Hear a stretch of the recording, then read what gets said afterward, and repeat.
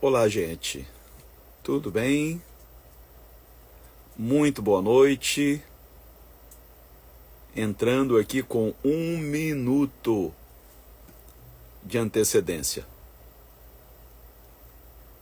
Às vezes a gente atrasa 1, 2, 3 minutinhos. Hoje, para variar, a gente entra faltando 1 minuto. Estamos começando o nosso culto, o culto do Ninho da Fênix, trazendo louvores, oração, reflexão, uma palavra para o teu coração, que eu espero que abençoe a tua semana. Quero contar com a sua companhia até o último amém. E eu posso lhe garantir que vai valer a pena. Hoje nós vamos falar sobre o que o futuro nos reserva. Diante de tudo o que estamos vendo, diante daquilo que tem sido noticiado nos canais de comunicação, nas mídias sociais, o que esperar do futuro, gente?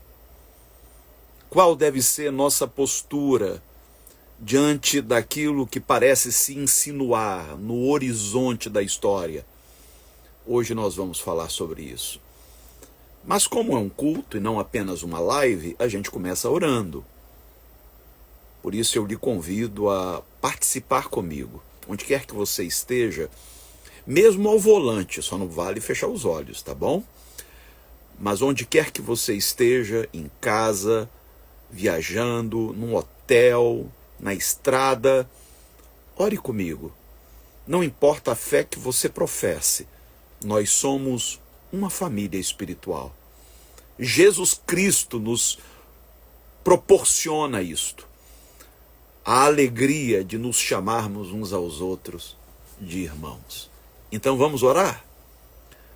Paizinho, nós te damos graças, porque temos a certeza de que tu tens reservado para nós alguma coisa muito especial nesta noite. Por isso eu quero pedir que tu nos dirijas ao longo do culto que prestaremos a ti. Que tu prepares o nosso coração enquanto te louvamos e recebas cada palavra, cada expressão de carinho que manifestarmos diante de ti. E que enquanto manifestamos nossa gratidão, nossa adoração, nosso coração seja preparado para aquilo que o Senhor tem reservado para a nossa vida nesta noite. Que cada pessoa que ingressar nesta live saia dela abençoada, saia dela com o seu coração tomado de esperança. Esta é a oração que te faz a minha alma, Senhor. E a faço em nome de teu Filho, Jesus Cristo, em cuja justiça e misericórdia nós nos refugiamos. Amém e amém. Eu desabilitei aqui os comentários para que a gente possa louvar a Deus e ouvir a palavra sem distrações, tá bom? Eu vou começar com uma canção que todos conhecem e depois vou trazer uma canção minha. O Espírito do Senhor está presente para consolar. É Deus com a gente exalando vida, forças para caminhar. Você pode vir comigo? Vem! O Espírito do Senhor está presente para consolar. É Deus com a gente exalando vida, forças para caminhar. Ele nos ungiu para pregar a libertação e quebrar cadeias, para restaurar os corações e anunciar o ano aceitável do Senhor, a fim de que se chamem a fim de que se chamem carvalhos de justiça. Mais uma vez, o Espírito do Senhor está presente para consolar. É Deus com a gente exalando vida, forças para caminhar. Não é disso que a gente precisa? O Espírito do Senhor está presente para consolar. É Deus com a gente exalando vida, forças para caminhar. E Ele nos ungiu, Ele nos ungiu para pregar libertação e quebrar cadeias, para restaurar os corações e anunciar um ano aceitável do Senhor, a fim de que se chamem, a fim de que se chamem, a fim de que se chamem carvalhos de justiça.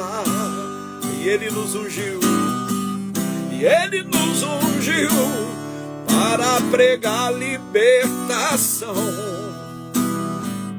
e quebrar cadeias, os corações, e anunciar o ano aceitável do Senhor, a fim de que se chamem, a fim de que se chamem, a fim de que se chamem carvalhos de justiça, a fim de que se chamem, a fim de que se chamem, a fim de que se chamem, a fim de que se chamem carvalhos de justiça. Oh, oh, oh, oh,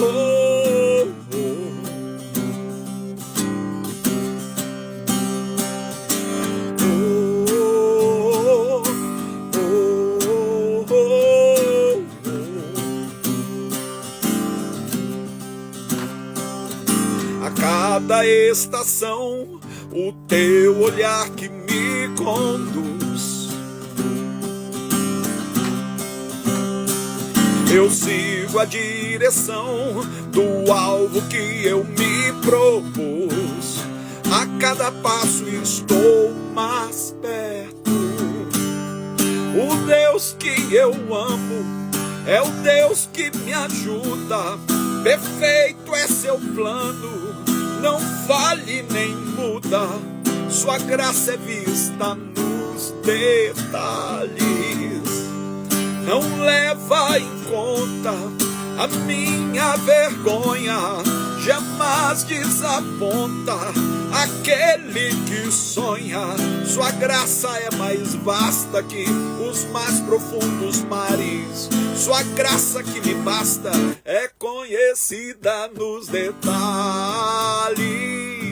Oh, oh, oh.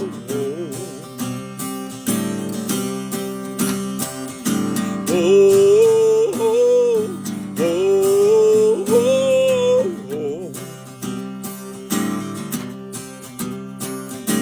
Abram-se os portões para receber o Rei dos Reis. Rompam-se os grilhões e vejam o que Ele nos fez. Quem pode deter os seus braços? O Deus que eu amo é o Deus que me ajuda. Perfeito é seu plano, não falhe nem muda. Sua graça é vista nos detalhes. Não leva em conta a minha vergonha, jamais desaponta aquele que sonha. Sua graça é mais vasta que os mais profundos mares. Sua graça que me basta é percebida nos detalhes. Oh, oh, oh, oh.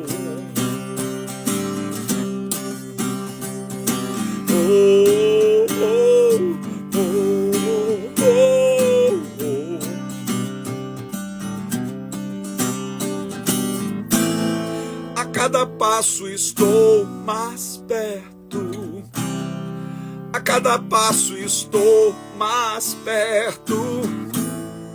A cada passo estou mais perto. A cada passo estou mais perto. A cada passo estou mais perto. A cada passo estou. O Deus que eu amo é o Deus que me ajuda. Perfeito é seu plano, nem falha nem muda. Sua graça é vista nos detalhes. Não leva em conta a minha vergonha. Jamais desaponta aquele que sonha.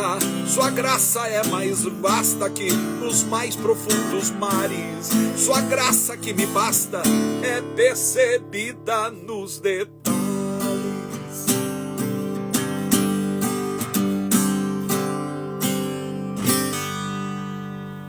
A graça de Deus é vista, é percebida nos detalhes. Sabe, gente, eu tenho aprendido ao longo da minha caminhada espiritual que o Deus revelado em Jesus não é espalhafatoso, muito pelo contrário, ele costuma ser muito discreto, sutil, de modo que devemos estar atentos aos detalhes, porque é nos detalhes que a graça de Deus se revela.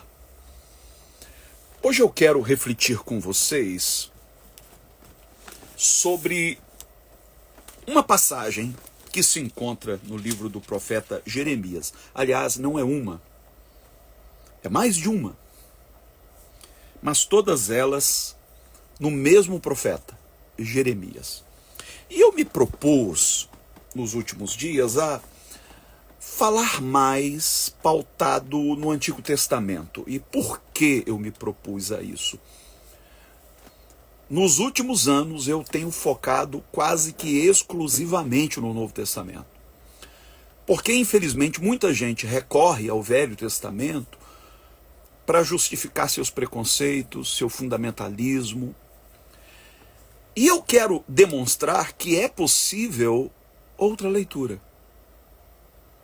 O Velho Testamento encerra lições preciosíssimas. E ao longo dessas últimas semanas, eu tenho me debruçado a trazer algumas dessas lições. Eu sei que tem muita gente preocupada com o futuro. Diante do que temos visto acontecer no Oriente Médio, o ataque que o Irã fez a Israel, a retaliação de Israel ao Irã nos últimos dias, a tempestade que aconteceu nesta semana em Dubai, toda a questão envolvendo o clima no planeta, a devastação das florestas, a fé sendo usada como um instrumento de opressão. Hoje mesmo nós vimos através da mídia o que aconteceu em Copacabana, pertinho aqui de mim, no Rio de Janeiro. Veja, eu sempre serei favorável à livre manifestação, desde que ocorra de maneira pacífica. Este não é o ponto. Todos têm o direito de se manifestar. Mas ninguém tem o direito de atentar contra a democracia brasileira. E não é correto, do ponto de vista ético, usar a fé como instrumento político. Misturar as coisas, tomar o nome de Deus para justificar uma agenda de poder, não é correto. Seja por parte da extrema-direita, como temos visto, ou por parte da esquerda. Ninguém tem esse direito. Deus deve ser mantido fora da arena política. Quando eu digo Deus, eu não me refiro à pessoa de Deus, obviamente que não. Eu me refiro à fé. Eu me refiro à religião. Porque caso contrário, ela é usada como uma ferramenta de propaganda ideológica. E na maioria das vezes para subjugar. Isso é desde o Império Romano, gente. Desde que a religião cristã foi instituída como a religião oficial do Império.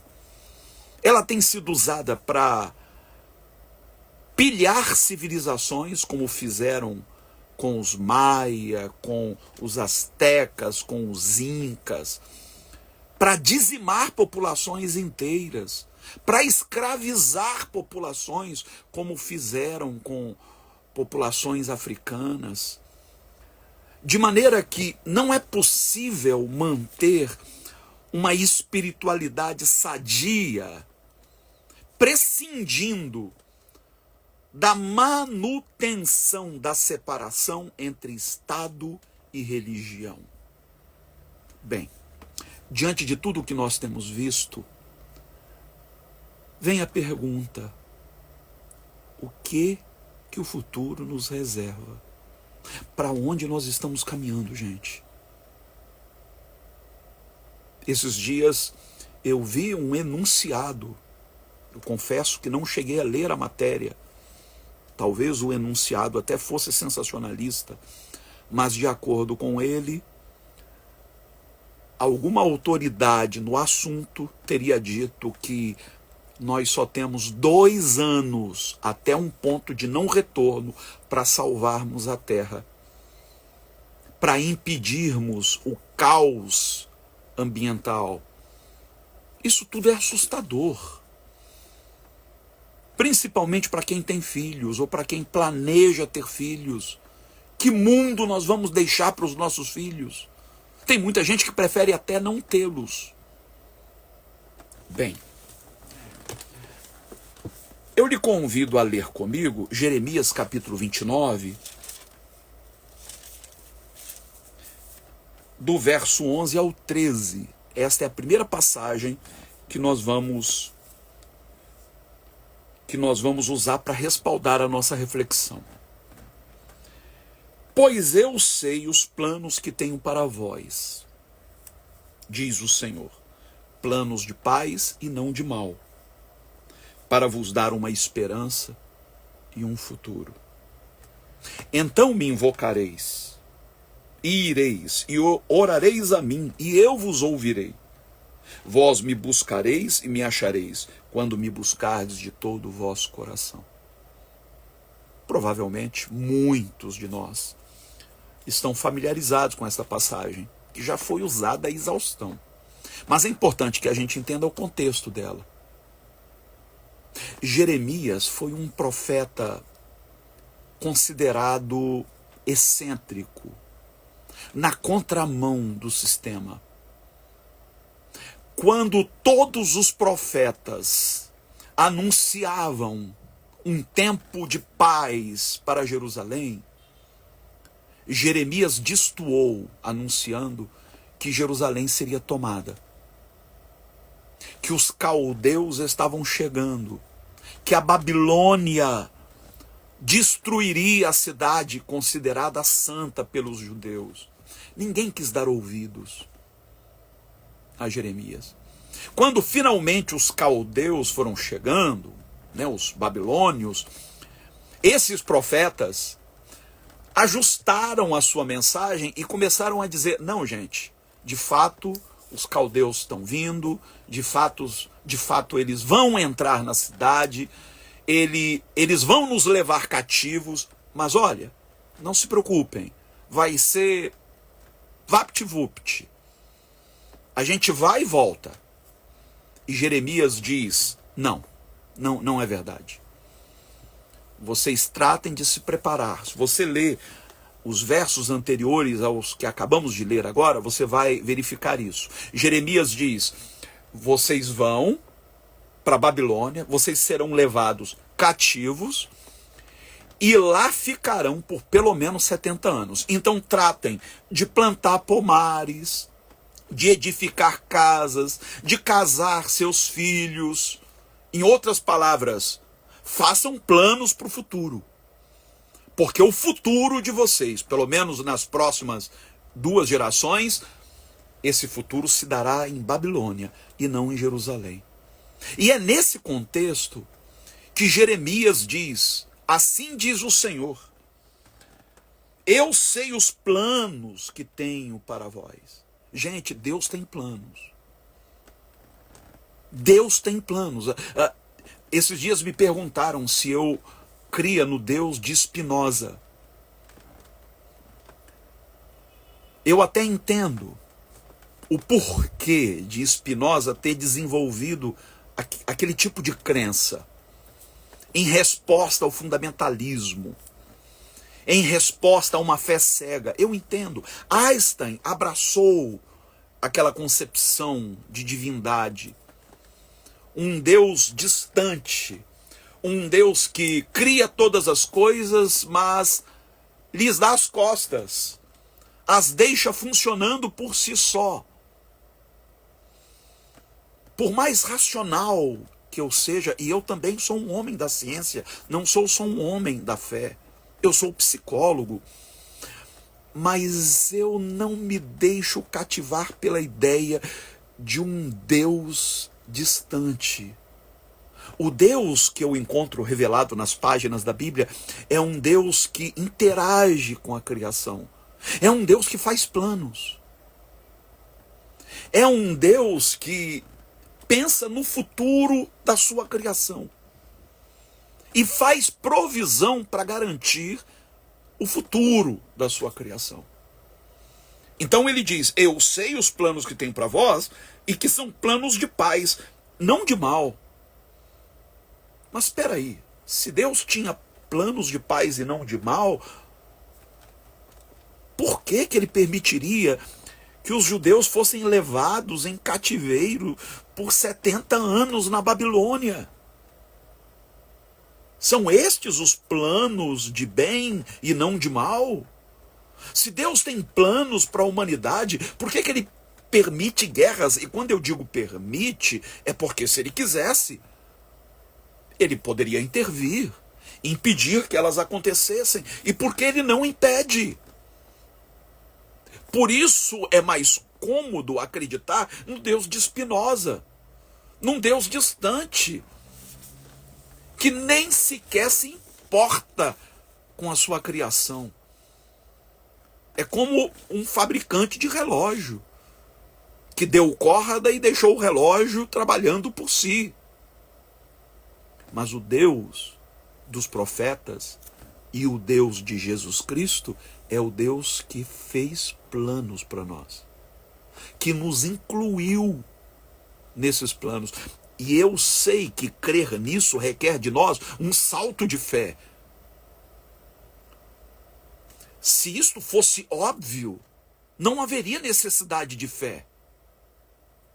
A fé é justamente crer no absurdo, naquilo que parece não fazer sentido. Porque, a julgar pelo andar da carruagem, as coisas tendem a ir de mal a pior. Pois então, veja o que vai dizer no capítulo 32. O que eu falei até agora foi só uma introdução. Foi a entrada. O prato principal vem agora. Prepare o seu coração. Olha o que diz Jeremias, capítulo 32, a partir do 1º verso. Palavra que veio a Jeremias da parte do Senhor no 10º ano de Zedequias, rei de Judá, o qual foi o 18º ano de Nabucodonosor. O exército do rei de Babilônia então cercava Jerusalém, e Jeremias, o profeta, estava preso no pátio da guarda que estava na casa do rei de Judá. Jeremias foi considerado um subversivo. A sua voz tinha que ser calada, porque parecia que ele era contra tudo e contra todos. Tudo que Jeremias dizia destoava dos demais. O rei começou a se incomodar e resolveu detê-lo, prendê-lo, calar a sua voz. Um pouco mais adiante, no verso 6, diz assim: disse Jeremias, veio a mim a palavra do Senhor. Ananeel, filho de Salum, teu tio, virá a ti e dirá: compra o meu campo que está em Anatote, pois como parente mais próximo tens o direito e o dever de comprá-lo. Preste atenção. Veio, pois, a mim Ananeel, filho do meu tio, portanto, meu primo, segundo a palavra do Senhor, ao pátio da guarda, onde Jeremias está preso. E me disse: compra o meu campo, que está em Anatote, na terra de Benjamim, visto que é teu direito de herança e tens o resgate. Compra-o para ti. Então entendi que isto era a palavra do Senhor. Gente, quem é que compraria um campo, uma propriedade, sabendo que aquela terra estava prestes a ser tomada pelos caldeus? Vamos imaginar, por exemplo, quanto deve custar hoje um terreno na Palestina, na região onde está acontecendo a guerra? Quanto deveria custar antes do conflito? E quanto custa hoje? Aqui no Rio de Janeiro mesmo, por exemplo, há regiões que estão tão dominadas pela milícia ou pelo crime, que um apartamento que foi comprado por 500 mil reais está hoje sendo vendido por 120. Porque perdeu o valor. Você compraria um terreno num lugar que está prestes a ser tomado pelo tráfico ou tomado pela milícia? Quem é louco de fazer uma coisa dessa? Pois o próprio Deus diz para Jeremias: Jeremias, teu primo vai chegar aí te oferecendo uma propriedade. Compra. É claro que o primo de Jeremias era um espertalhão. Ele deveria achar que Jeremias estava louco. Para profetizar o que ele profetizava, para nadar contra a correnteza como ele fazia, ele estava louco. Então ele quis se locupletar. E aí, tiozão? Compra aí o meu terreno. Isso até me fez lembrar o que aconteceu essa semana, da mulher que levou um tio morto a uma agência bancária para pedir um empréstimo de 17 mil reais. É muita cara de pau, gente. Um tio. Você pode imaginar o que é isso? Tem gente que se aproveita da dor, que se aproveita do desespero, que se aproveita do momento para se dar bem, para oferir algum lucro. Eu fico imaginando o que está acontecendo lá no Irã, cá entre nós, hein? Se fosse o governo anterior, a gasolina já deveria estar custando quanto? Porque quando eclodiu a guerra na Ucrânia, que não tem nada a ver com petróleo, isso foi justificativa, juntamente com a pandemia, para colocar a gasolina lá em cima. Tem sempre quem se aproveite do momento para se dar bem. Os bilionários ficaram mais bilionários ainda. O que o Elon Musk está fazendo agora, se não se aproveitar da fragilidade da nossa democracia? Você acha que ele desembolsou 44 bilhões numa plataforma digital à toa? Agora, por incrível que pareça, a instrução que Deus dá a Jeremias é: compra. Mas, Senhor, eu estou imaginando, né? Ele argumentando: eu vou estar passando um atestado de idiotice. Quem é que compraria um terreno agora, numa situação como esta que Jerusalém está? E Deus diz: compra. Agora, preste atenção. Um pouco mais adiante, verso 9: de modo que comprei o campo de Ananeel, filho de meu tio, o qual está em Anatote, e pesei-lhe o dinheiro 17 ciclos de prata. Coincidentemente, né? O empréstimo que a moça pediu lá no banco foi de 17 mil reais, em nome de um tio morto. Assinei a escritura e a selei, chamei testemunhas e pesei-lhe o dinheiro numa balança. Tomei a escritura da compra, tanto a selada conforme a lei, e os estatutos como a cópia aberta. Dei-a a Baruque, filho de Nerias, filho de Maazéias, perante os olhos de Ananeel, filho de meu tio, e perante os olhos das testemunhas, que assinara a escritura da compra, e perante os olhos de todos os judeus que se assentavam no pátio da guarda. Dei ordem a Baruque, perante os olhos deles, dizendo: assim diz o Senhor dos Exércitos, o Deus de Israel: toma estas escrituras de compra, tanto a selada como a aberta, e coloque-as num vaso de barro, para que se possam conservar muitos dias. Pois assim diz o Senhor dos Exércitos, o Deus de Israel: ainda se comprarão casas, campos e vinhas nesta terra. Depois que dei a escritura da compra a Baruque, filho de Nerias, orei ao Senhor dizendo: ah, Senhor Deus, tu fizeste os céus e a terra com teu grande poder e com o teu braço estendido. Nada há que te seja demasiado difícil. Reparem na oração que faz Jeremias.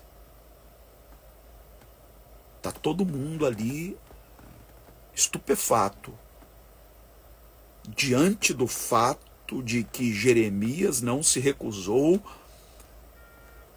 a ceder à oferta feita pelo seu primo. E ele está preso, ele nem podia desfrutar daquela propriedade, ele estava preso. E diante de testemunhas, ele assina a escritura. E orientado por Deus, ele diz a Baruque: pega agora essa escritura, coloque dentro de um vaso de barro para ser conservada. Porque assim diz o Senhor: apesar de tudo, de todo esse caos, vem dias em que ainda se comprarão campos, propriedades. Esta terra ainda vai voltar a ser cultivada. Em outras palavras, Deus estava dizendo através de um gesto de Jeremias: o que está acontecendo agora não é o fim. Lembrem-se que eu tenho planos para vocês. Vocês vão passar por maus bocados, é verdade. Essa terra vai ficar devastada, é verdade. Mas aquela escritura que hoje não vale nada, amanhã vai voltar a valer. O que isto nos diz hoje? Que mensagem Deus está nos trazendo hoje, nesta noite de domingo? Essa escritura, depositada nesse vaso de barro, representa a nossa esperança nas promessas de Deus. Se há algo que precisa ser conservado, é a nossa esperança. Porque quando você perde a esperança, você perde o chão, você perde a razão de continuar lutando, você se entrega. Você sofre o assédio do cinismo, do ceticismo, e você diz, convencendo-se a si mesmo: não vale a pena, está tudo acabado. Mas Jeremias diz em oração: Senhor Deus, tu fizestes o céu e a terra com teu grande poder e com teu braço estendido. Nada há que te seja demasiado difícil. Haveria alguma coisa demasiadamente difícil para Deus? Lembra a resposta que Maria, ainda virgem, deu ao anjo quando este lhe anunciou que ela conceberia o Filho de Deus? Ela disse: eu sei que para ti não há nada impossível.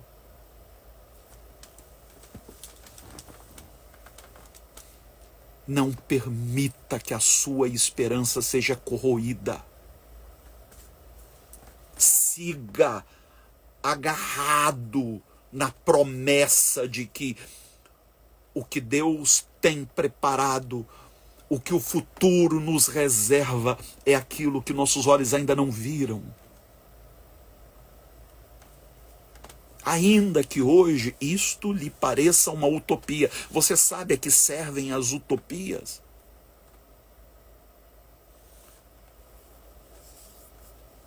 Por definição, uma utopia é um lugar que jamais é alcançado. Está para além do alcance. Então, por que existem as utopias, se humanamente falando, elas não podem ser alcançadas? Porque são elas que nos fazem sair do lugar.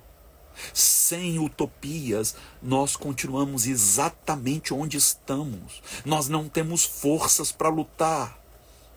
Porque, por exemplo, eu vou pensar em preservar a natureza se eu abraço uma escatologia pessimista que insiste com a ideia de que Deus seja um incendiário prestes a destruir esse mundo?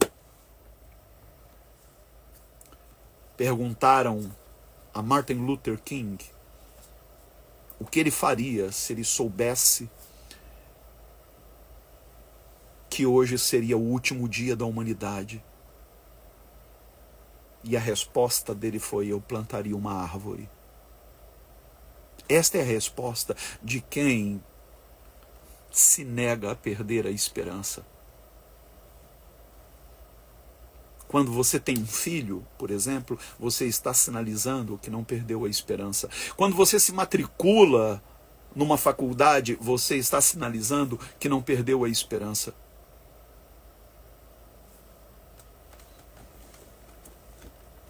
Agora veja o que vai dizer a partir do verso 24. Eu estou lendo Jeremias 32, a partir do verso 24.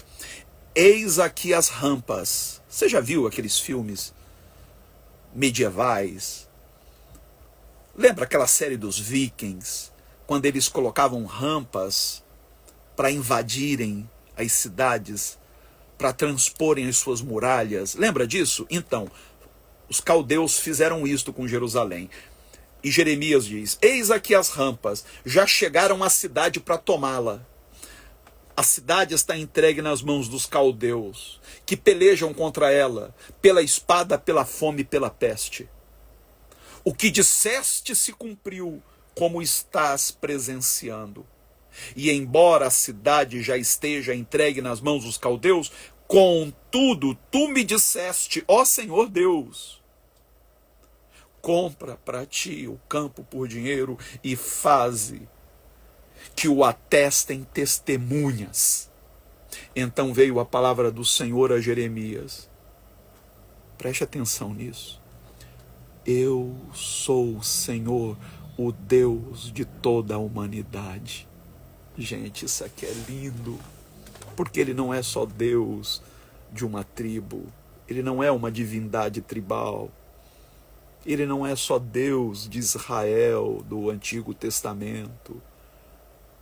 Aqui ele rompe a bolha e diz: ô Jeremias, eu sou o Deus de toda a humanidade, inclusive dos caldeus.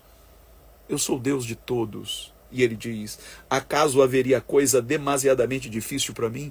É interessante porque é Jeremias quem primeiro diz em oração: nada há que te seja demasiado difícil. E agora é Deus que responde com uma pergunta: acaso haveria coisa demasiadamente difícil para mim?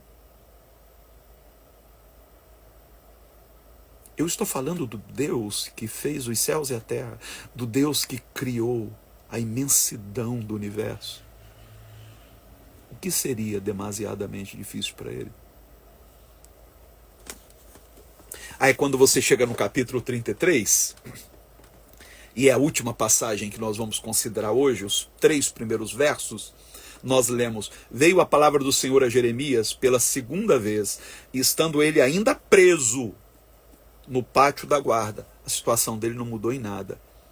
A cidade sendo invadida e ele preso, impotente, sem poder fazer nada.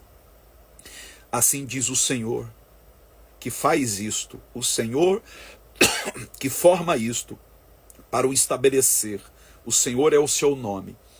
Clama a mim e te responderei. E anunciarei coisas grandes e ocultas que não sabes.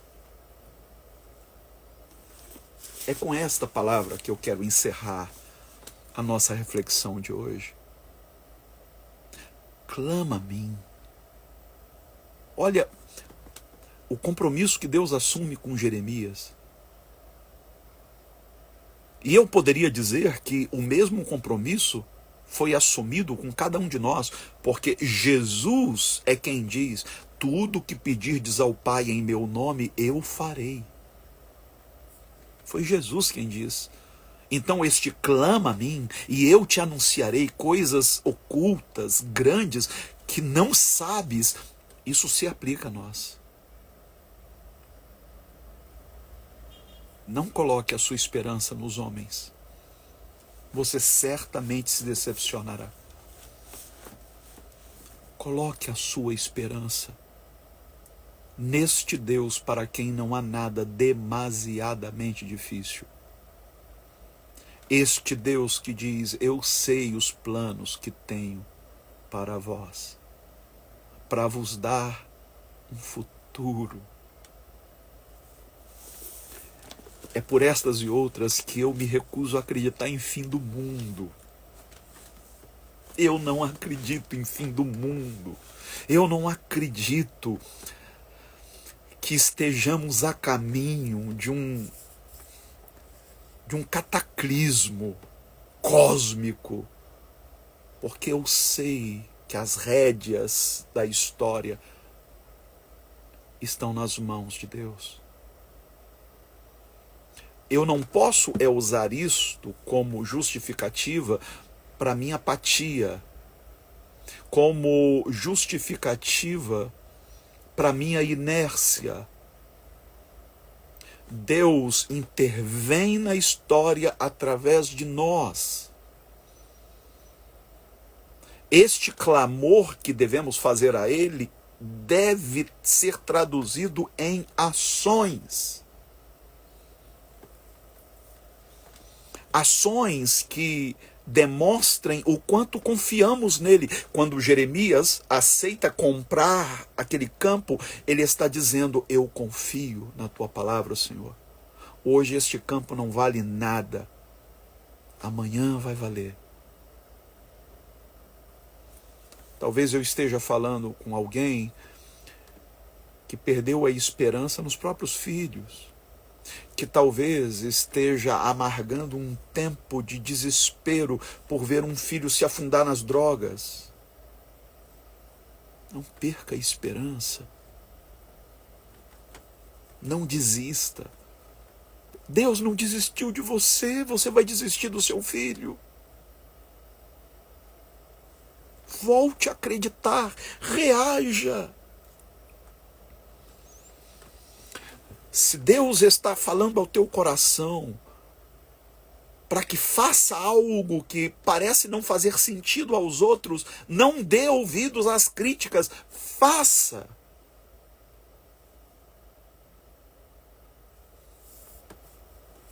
O escritor de Eclesiastes, que acredita-se tenha sido Salomão, ele diz: há um tempo para tudo debaixo do sol. Há um tempo para todo propósito debaixo do céu. Se o Espírito Santo está sinalizando no teu coração, é tempo de mudar, mude. Se ele está dizendo no seu coração, é tempo de se casar, mas Senhor, me casar agora, na situação que o mundo está, se há no seu coração uma indicação do Espírito Santo para que você se case, case-se. Não tenha medo. O futuro é tão presente para Deus quanto o presente o é para nós. Todas as coisas estão diante dele, patentes. Deus já mora no futuro. E ele nos convida a que saiamos de nossa zona de conforto ao encontro dele. Quando Jesus chega diante do túmulo de Lázaro, seu amigo, que já estava morto há 4 dias, já em estado de putrefação, ele ouve das irmãs de Lázaro: se o Senhor não se atrasasse, se o Senhor houvesse chegado aqui a tempo e a hora, nosso irmão não teria morrido. E Jesus responde: eu sou a ressurreição e a vida. Quem crê em mim, ainda que esteja morto, viverá.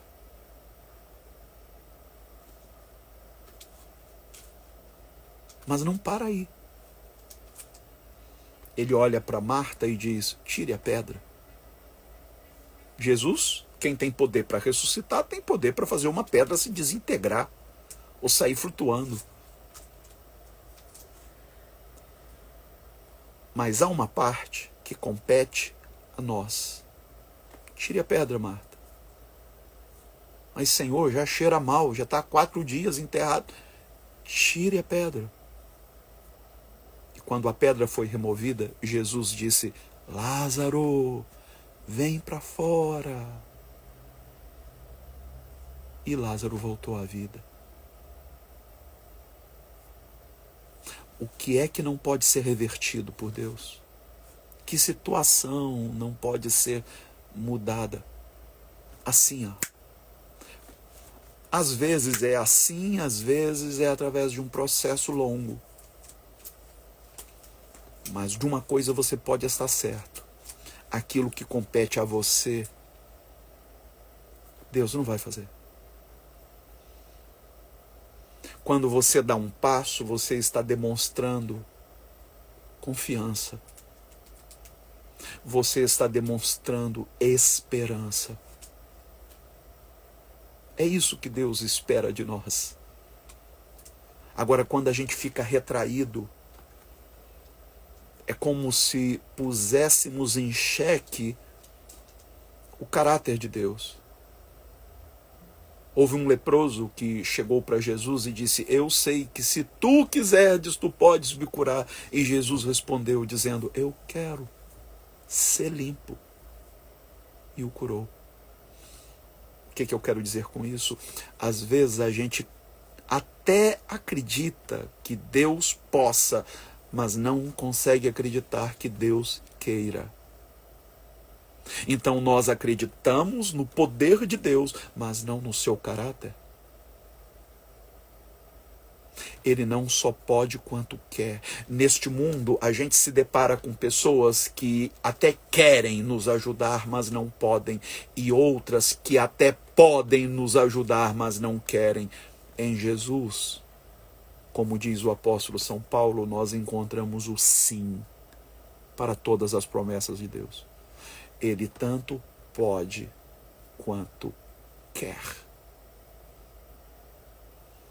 Então não se preocupe com a censura que outros façam, se vão te julgar louco por você estar fazendo algo que pareça desafiar as expectativas do mundo.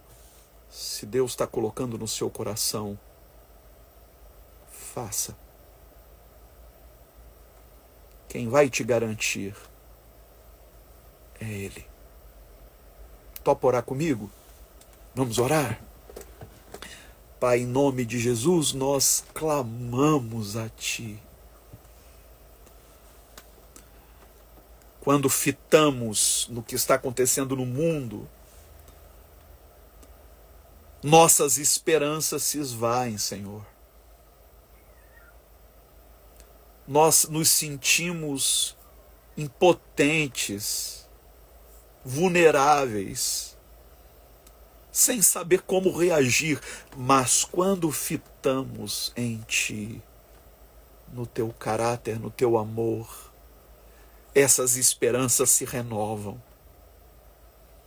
E o que eu quero te pedir nesta noite é que o Teu Espírito renove a esperança de cada pessoa que me acompanha ao longo deste culto, desta live. Esta pessoa que por muito pouco considerou até cometer um desatino contra a própria vida. Renove as esperanças desta pessoa, Senhor, para que ela reaja, para que ela volte a olhar para a vida com perspectiva, que ela dê os passos que precisam ser dados, para que aquilo que lhe está reservado no futuro possa vir ao seu encontro. Nós te pedimos, Senhor, em o nome de Jesus, este é o tributo que prestamos a Ti, a nossa confiança irrestrita, em nome de Jesus. Amém, amém e amém. Gente querida, eu quero dar a bênção apostólica como se faz geralmente ao término de cada culto. Então não saia antes da bênção apostólica. Mas antes, eu quero lançar aqui um apelo. Esta semana é a semana da distribuição das cestas básicas para as famílias cadastradas em nosso projeto social. Nós estamos há poucos dias. A gente encerra a campanha quinta-feira, sendo que terça é feriado. Nós estamos correndo contra o tempo para que nenhuma dessas famílias deixe de ser devidamente assistida. Uma cesta básica hoje sai por volta de R$150. Nós precisamos da sua ajuda. E infelizmente as plataformas têm boicotado nossas campanhas. E já há vários meses o nosso projeto tem estado deficitário. Todos os meses a gente tem entrado no vermelho, e não é pouco não, gente, em milhares de reais, para que essas pessoas não deixem de ser atendidas. Este mês, mais uma vez, nós estamos no vermelho. E este mês nós chegamos a quase R$15.000. Nós precisamos de ajuda. Além do projeto Eu Escolhi Amar, em parceria com a Reina, que distribui cestas básicas para todas essas famílias de 11 comunidades diferentes, nós também temos o projeto UME, em Moçambique, que acolhe as 62 meninas em vulnerabilidade social. Todos os meses nós enviamos recursos para esse projeto. Nós temos o projeto Gramachinhos, no Jardim Gramacho, onde cerca de 300 crianças recebem refeições, 3 refeições por dia. A sua oferta nos ajuda a viabilizar esses projetos, a apoiar esses projetos para que eles não parem. Você pode nos ajudar? Eu estou falando diretamente com você. Você pode se mobilizar e fazer alguma coisa para socorrer esta obra? O quanto você puder. Se você não pode ajudar com o equivalente a uma cesta básica, mas pode com meia cesta básica, com 1/3 de uma cesta básica, ou com o que você puder, você não imagina o quanto isso vai ser importante. Você pode ajudar através do Pix 21 99797 8135. 21 99797 8135. Ou através do PayPal, de qualquer lugar do mundo. Você pode ajudar pelo PayPal, que é o hermescfernandes@hotmail.com. hermescfernandes@hotmail.com. Posso contar com você? Nos ajude. E para encerrar, eu estou lançando finalmente este livro. Foram anos dedicados à pesquisa, que resultaram em 277 páginas falando sobre esse tema. Se eu digo o nome do livro, a plataforma já reduz o alcance da minha live. Nós lançamos o livro, já temos recebido pedidos do Brasil e do exterior. Já você pode anotar aí, como aconteceu com um livro anterior, que já vai para a 4ª tiragem, já já esse aqui termina. Então, se você deseja se aprofundar nesse assunto, tanto à luz da Bíblia, não uma leitura fundamentalista, é outra leitura, quanto à luz da psicologia, adquira. Esse livro está custando R$ 79,90.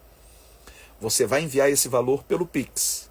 O mesmo Pix, onde eu peço para você ajudar nosso trabalho social. Mas quando eu vejo lá R$ 79,90, eu sei que o dinheiro é para o livro.